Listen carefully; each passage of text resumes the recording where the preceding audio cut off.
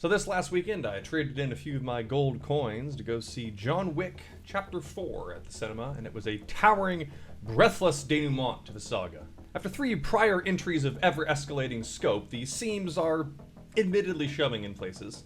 The rules of Calvin Ball are more fixed than those of the high table by now, and John survives some plummets in this which strain credulity for a franchise otherwise devoted to grounded combat. Several new characters, while also fun and memorable, left me perplexed as to their roles, Clancy Brown notwithstanding.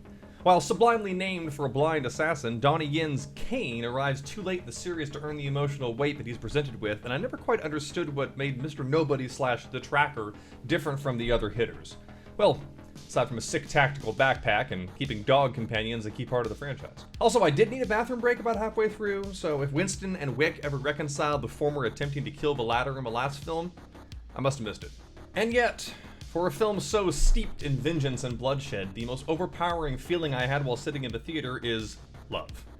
I love the lavish costumes and sets, now more detailed and global than ever, the Ile-de-France, with a series high budget of $100 million. I love the brutal, immaculately choreographed fight scenes, from the comparatively humble, such as John employing nunchucks for the first time, to set pieces that border on Fast and Furious, like a melee amid the Arc de Triomphe's roundabout, cars doubling as both cover and weapons.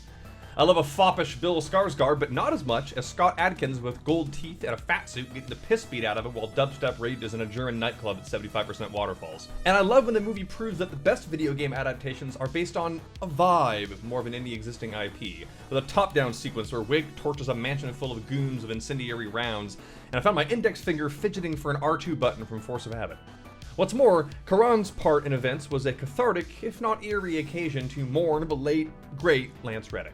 Where does John Wick, the man and the brand, go from here? Well, there's been talk for years about a spin-off property or two, and with the numbers that this forkful is doing at the box office, that's probably a foregone conclusion.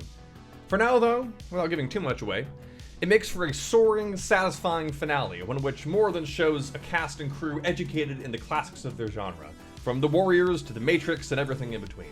I'll need to mull over my series rankings before making any particular declaration of confidence, but I won't be surprised if this ends up at number 1 with a hollow point bullet.